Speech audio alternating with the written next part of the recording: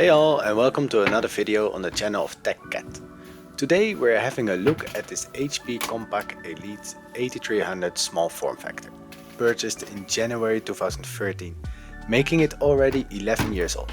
This model comes with plenty of I/O on the back. We're talking a 1 gigabit Ethernet port, 2 USB 2.0 ports, 4 USB 3.0 ports, a display port, a COM port, a VGA port, PS2 connections and audio jacks.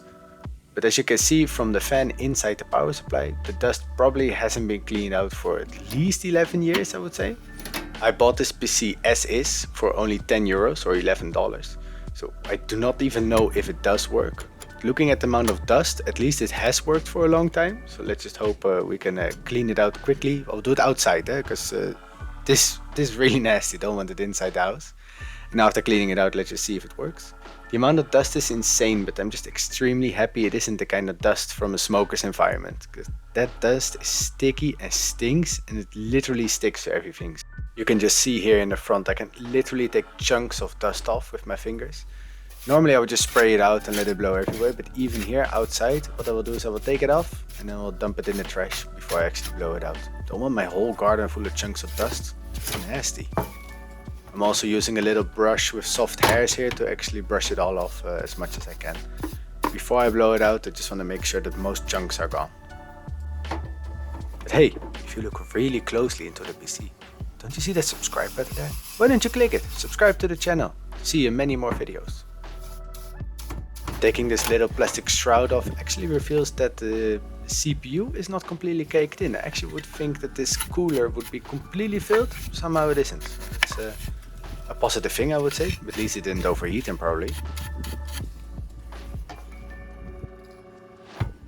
Now here I'm disconnecting the cables of the power supply, so we can actually take it out of the case and blow it out fully without it being constructed by the way we can reach it. It's a very nice thing of these small cases, they're very easy to work with.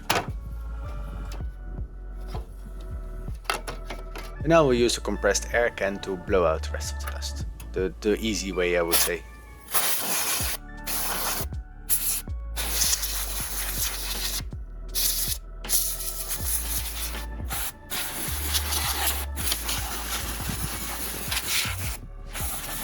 And here, opening it up, I was actually pleasantly surprised to see an SSD.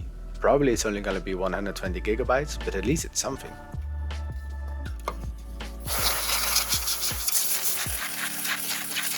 I always make sure not to blow air straight through the fan and let it spin really fast. But I think maybe this fan is actually broken, because if I do it a little bit, you can hear some weird noise in the background.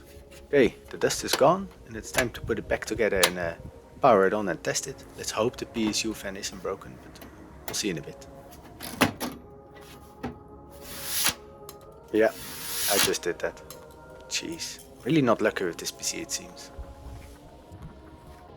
Sometimes when these kind of things happen, I'm just disappointed in myself. Even had to look back at the video to see if it wasn't already snapped before. I don't know how it happened, I just simply swiped my hand over it.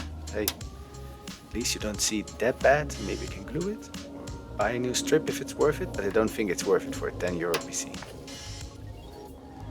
Yeah, you see, it's just simply snapped off. It's like even if you push it down, it doesn't really want to hold. Probably with some glue it will stay good, but it's just a shame. Yeah, just what I was afraid of as well. PSU fan seems indeed broken. Sometimes if you let these run for quite some minutes, let's say 10 minutes or something like that, it recovers itself. But let's just see how this one behaves. Okay, 15 minutes later and it seemed to have fixed itself indeed. Phew! Okay, let's plug it in and test it out.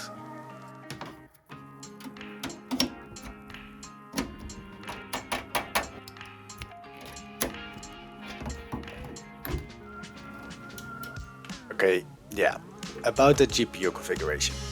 I kinda didn't have a low profile card, but this will work as well. It's the same, it's a GTX 750 Ti. You can buy low profile as well. For this test, we'll just use it in this configuration. And now let's go ahead and install Windows 10. I'll just quickly run through it here and then hope to not have to let you guys wait really long.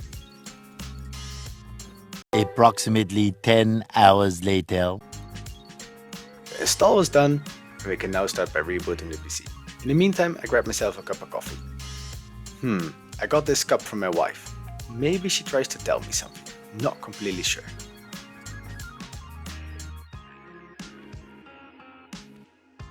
Here I will hide my Wi-Fi code. Never know when you guys in the neighborhood want to use my Wi-Fi, just to be sure.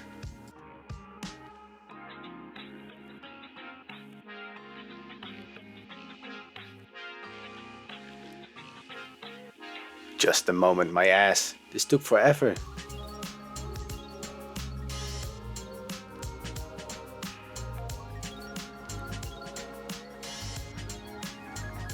When setting up Windows 10, I always select to set it up for an organization and then click the button Domain Join instead. This makes it possible to actually use a local account and not have to link it to your Hotmail or Live account or whatever. Makes it a lot better in my experience. I do think that option is only available for Windows 10 Pro, so do keep that in mind. Just a moment, several minutes. Microsoft make these statements. I'm just so happy they don't make a GPS navigation system for in the car. You will arrive in 39 years. You arrive in 2 hours, you're there.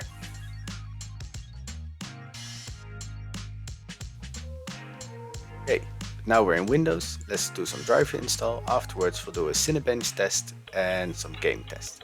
Let's just see how it performs. Cinebench always takes forever.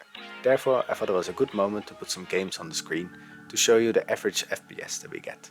Starting off with Call of Duty Warzone 2.0, where we got an average FPS of 24 frames per second. Then I tested Dota 2, where I got an average FPS of 45, after which I tested League of Legends, the average FPS was 56, Counter-Strike 2 with 52, Cyberpunk with 13, Grand Theft Auto 5 with 52, Rocket League 188, Fortnite 66, and then afterwards Hogwarts Legacy with 30. Still quite decent performance, I would say, for $10. I just realized I still said $10, it was $11 and the GPU not included, so do keep that in mind. But these GTX 750 Ti's most time you can pick up for less than $20, so it should be a decent performance still for very little money. What a cheap machine.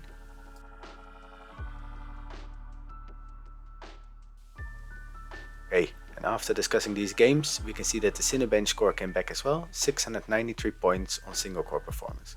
Very decent performance for such a machine. Unfortunately, I did have to take 2 sticks of 4GB out, leaving us with only 8GB, but hey, at least the PC works now. Apparently that was the reason it wasn't booting, I think. Okay, and that concludes the video on this little machine. I hope you all enjoyed the video, and please give it a like and subscribe to the channel to see many more videos. Adios!